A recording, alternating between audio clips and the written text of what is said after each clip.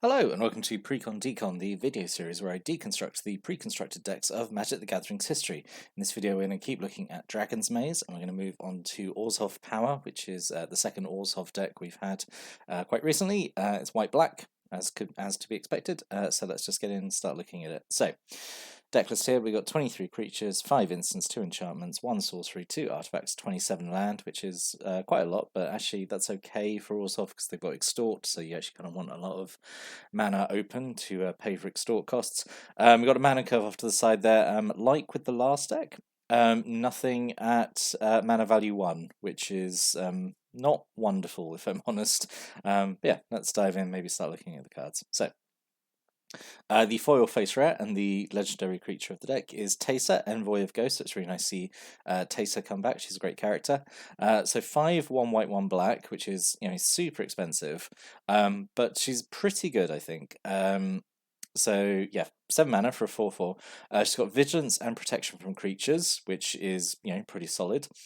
Whenever a creature deals combat damage to you, you destroy that creature, and then you make a 1/1 black and white spirit token that has flying. So yeah, really expensive, but like really big flashy effect, honestly. Just what's the black enchantment from Urza's? No Mercy, I think, which is when a creature deals damage to you, it just dies. It just it just dies. So Teysa's doing a lot, honestly. Which I feel she should, right, at 7 mana. Having Vigilance and Protection from creatures makes her really good, like attacker and blocker, because she can swing, she won't be blocked, she'll get through, do some damage, and then she's around then to block next turn, and obviously then she can block anything and kind of be okay. If anything does get past and do damage to you, then it's going to die anyway. You get the Spirit token, which then gives you more things to attack and block with. I mean, the only thing, obviously, is that she is very expensive. This, I guess it could have been offset by, she could have been maybe like a 2/2 and maybe then like 5 mana maybe, or even 4.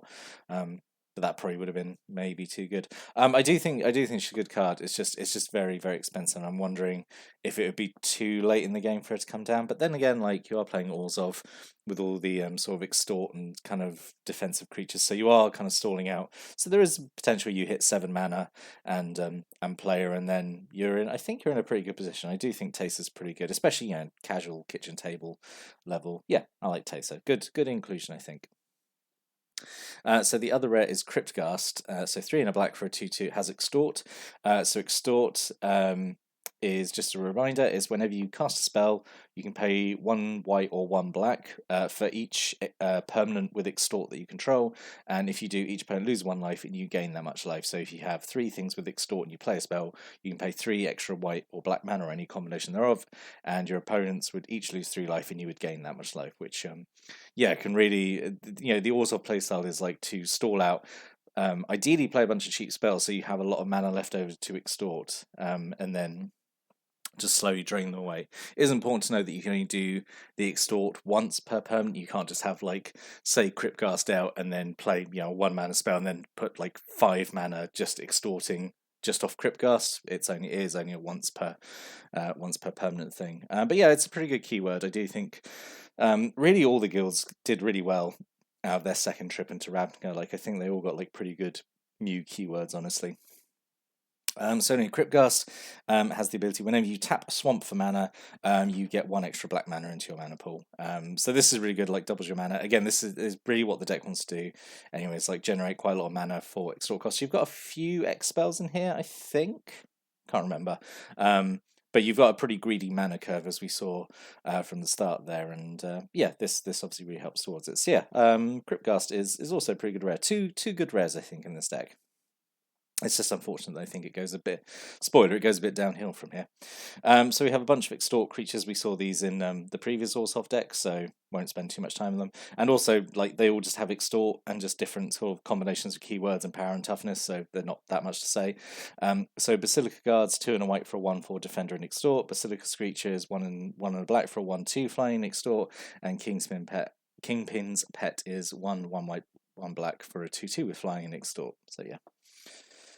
But then a new Extort creature from Dragon's Maze, Tithe Drinker. So 1 white, 1 black for a 2/1 with lifelink and Extort. So it's basically Orzhovian Child of Night. Which is Child of Night is a perfectly fine card. Like a 2/1 for 2 with lifelink is perfectly fine. So to throw on extort as well is pretty good. So yeah, this is all right. You need a cheap creature in the deck anyway. So then we have 2 more of the Obsidat. So 3 a white and a black for a 3/3. You sacrifice a creature, and creatures you control get +1/+1 till end of turn.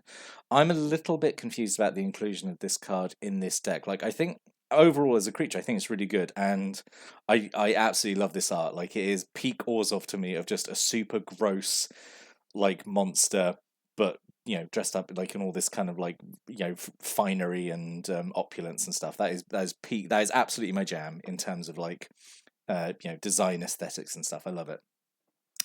But I'm not entirely sure what it's doing in this deck because you're not really trying to go wide, I guess, and I don't know if you have many things that you would sacrifice for this effect. Like you've got, you don't have like huge creatures in the deck. You don't have a way of kind of. It's not like, say, Selesnya. You're not repeatedly churning out creatures, which you could sacrifice and give your whole board a buff. I don't think you're going to be mostly, attacking or anything. So I'm a little confused why they sort of double down on this effect by having 2 of them. I mean, I suppose you could say, if you've got a creature that's going to die to like removal anyway, or like a bad block or something, you could sacrifice it anyway. Because this is actually quite nice because it is sacrifice at instant speed with no mana cost. It doesn't need to tap or anything. It is just sacrifice creature for free to give everything else +1/+1. So it is like a good effect, but I don't know if it's really pulling its weight in this deck. I say the only thing I think is like, oh, if you've got a creature that's going to kind of die anyway, you might as well pop it, give your whole board +1/+1. So yeah, I'm not entirely sure if this was the best choice for the deck. Maybe like 1 of them. I wouldn't have had 2 of them in here because I mean they are also quite expensive. But it is a good effect. It's just like I say, not sure it's the best choice for this deck personally because it obviously benefits going wide with a bunch of creatures, a bunch of cheap creatures as well who can sort of get the benefit of this effect. And just not sure it's doing its best there. Anyway, we're going to move on from that. I do think it's a good card. Just I say, not maybe in this deck. I don't know. Then we have 2 Sin Collector, so 1 a white and a black for a 2/1. When it enters the battlefield, an opponent reveals their hand, you choose an instant or sorcery from it and exile it. So this is pretty solid, I think, like a kind of coercion effect, but only for instant sorcery, or like duress, I suppose, or distress, or like one of those other targeted black discard spells. The fact to get exiled is actually quite nice. So yeah, this is perfectly alright as well. Do kind of wish it had extort as well, so it did something after it was on the field, but it's okay, I suppose. So you have 2 Dark Revenants. Oh, this is actually going back to what I said about more of the Obsidat. This could potentially be okay. So Dark Revenant, 3 in a black 2/2 flyer. When it dies, it just goes back on top of owner's library. So I suppose, being very generous, you could do this with more of the Obsidat, and you've got repeatable way of giving your board +1/+1. Though because you could just keep sacrificing this, and it just goes back on top of your library. Doing that though means it locks you out of new draws, I suppose.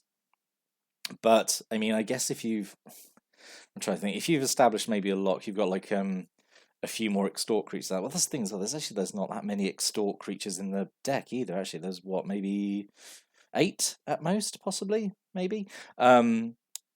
But say you have like, I don't know, 2 or 3 of them out, you could sacrifice Dark Revenant to the Maw of Obsidat. It goes back on top of library. You draw it next turn. You cast it again. You extort, and you could just do that. I suppose you could get that kind of lock, maybe. I'm really reaching here, but possibly. As for the card itself, I think it's perfectly fine. The fact it never really dies, but it does lock you out of another draw. It's okay. It's okay. A single Smog Elemental, which was a random inclusion in the last Orzhov deck, and is still random here. So 4 and 2 black for a 3/3 flyer. Creature with flying your opponent's control get -1/-1. Sure, sure. Really don't know what to say about Smog Elemental. It just feels like a weird inclusion in this deck. I'm not really sure it's doing what the deck wants to be doing. I would have included maybe just like more extort cards, maybe. I don't know. Or something that gives you life in some way. I don't know. It's still a weird inclusion. Like it's not like a bad creature. It's just a weird inclusion. It feels like. 2 Ubulsar Gatekeepers. So 3 and a black for a 2/4. Which I think all these Gatekeepers are. Actually, no. I think some are 3/3. The red one might be a 4/2, maybe. We'll see. So 3 in a black, 2/4. When they enter the battlefield, if you control 2 or more gates, target creature and opponent controls get -2/-2 till end turn. So you've only got 4 gates in the deck. So the chance of this ability going off is like quite minimal, and I do feel like maybe like a newer player would maybe hold on to this card rather than play it when they actually need to have like a blocker. They'd maybe hold on until they get the 2 gates. I have no idea why it has to be 2 gates. Like, it's such a small effect. It could easily just be 1 gate, which is an effect I think is fair to say for all the gatekeepers. Like, 2 gates is honestly just too much, I think. Yeah, it's alright. I think most of the time this is just a black Pillarfield Ox. 3 just 4 mana for a 2/4. So yeah, not super exciting, honestly. It just it has no reason to be 2 gates. Oh, so confusing. So along with Smog Elemental, another sort of bizarre choice I feel, the Bizarre Krovod. So 4 and a white for a 2/5. Whenever it attacks, another target attacking creature gets +0/+2 until end turn. Untap that creature.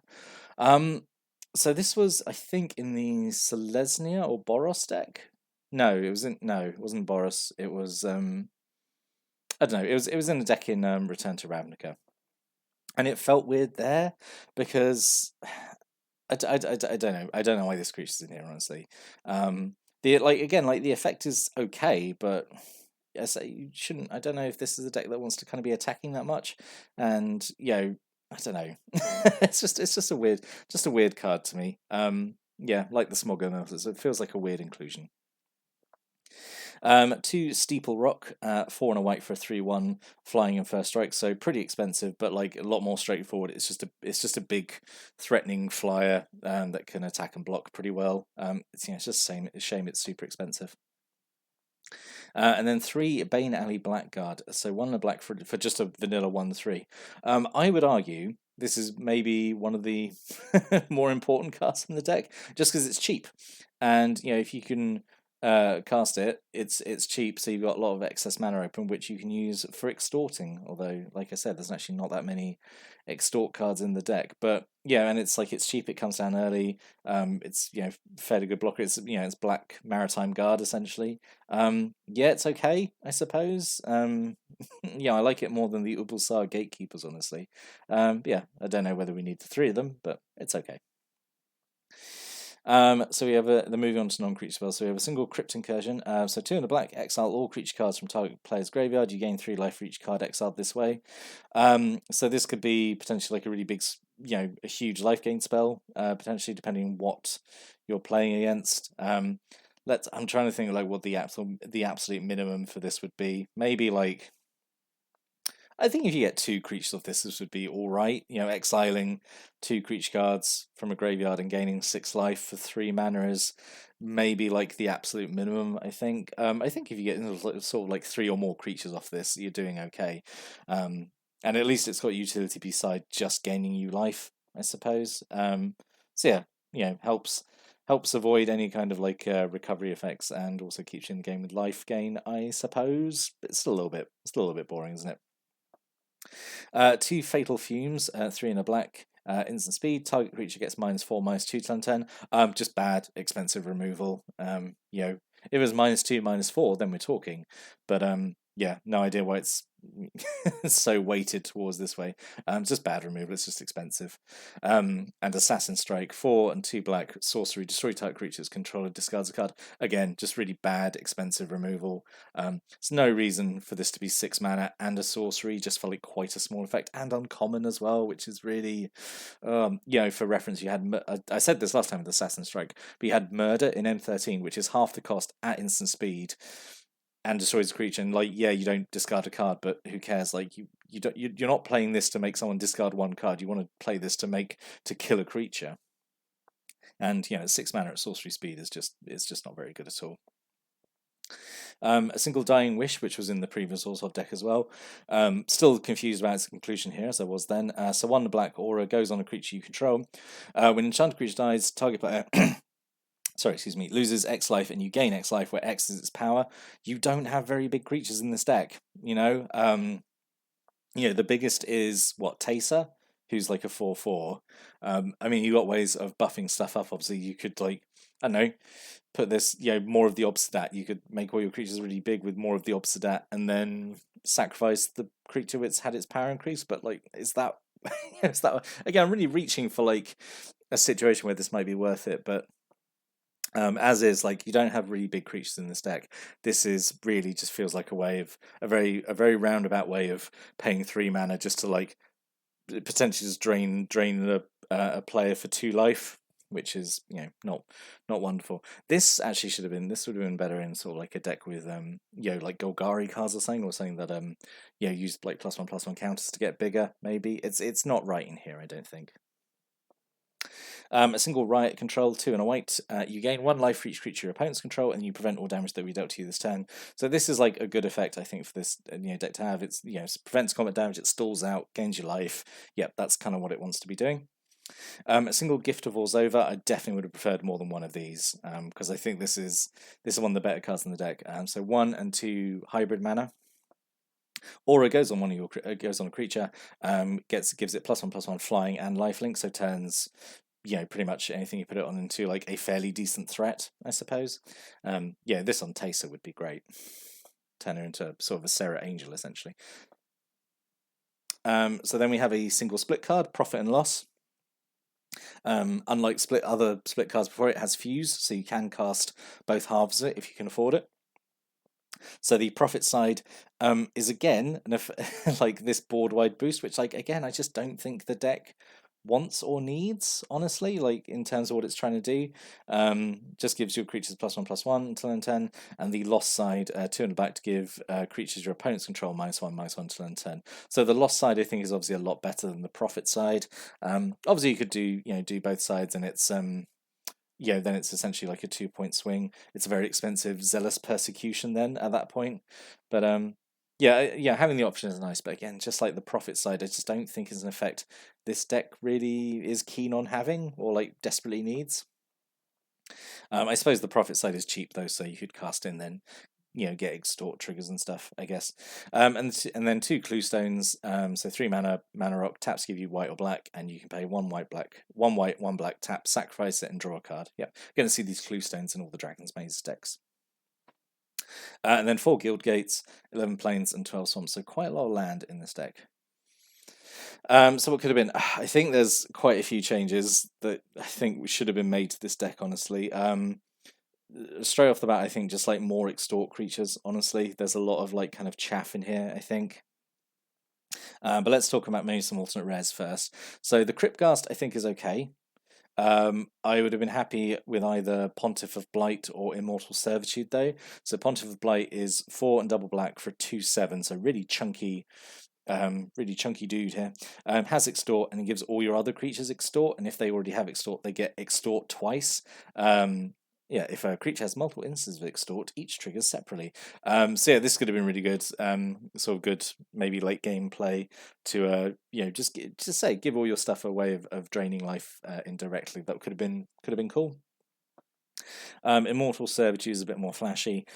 X and 3 hybrid mana. Return each creature card with converted mana cost X from your graveyard to the battlefield. So you just like do a mass raise dead. So yeah, that's a potential, I suppose. I think Pontiff of Blight fits better, honestly. And then I don't know, maybe just as a 1-drop. Not saying you could do this turn 1 anyway, but like Sinister Possession, 1 black mana aura. Whenever an enchanted creature attacks or blocks its control, loses 2 life. Like, sure, you could just put this on like an opponent's creature, and it's just another way of like draining them down, I suppose. But in summary, I don't like this one. I think it's a bit all over the place, really. There's not really much to say. It doesn't feel very Orzhov-y. I know like these Dragon's Maze decks is essentially like repeats of like stuff we've sort of just had, but like they all seem like worse versions of what we had, and it shouldn't be because you've got a bigger card pool. You've got all the Dragon's Maze cards to pull from, but unfortunately, Dragon's Maze is just like honestly not that great a set, so it's actually made it worse by including it. I do think Taser is a good foil face rare. I do think the rares in here are actually okay, but yeah, I don't know. It just feels like a worse version of something we've already had, which is, I say, that is a feeling I have with all the Dragon's Maze decks. Honestly, I think if you took this one and combined it with the Orzhov oppression deck and mix them together and kind of like filter out the good stuff there. Like you'd have a pretty good solid foundation. So it's tough to see these as decks in their own way, and just they're more like, I suppose, like expansion packs for the decks before them previously. I don't know, but yeah, no, I really don't like this one. Actually, it doesn't really feel like an Orzhov kind of deck to me, or what I feel like an Orzhov deck should be. But I'd love to hear what people's opinions on this one is, because I say I'm not a big fan of it at all. I really don't like it. But if you've got any thoughts or comments or stories or opinions about this deck or any of the cards in it, or just anything like the strategy in general, or what you would change about this deck, stick a comment below. I always like to read people's comments. But I'll be back next time to look at another Dragon's Maze deck. But until then, thanks for watching and listening, and have a great day.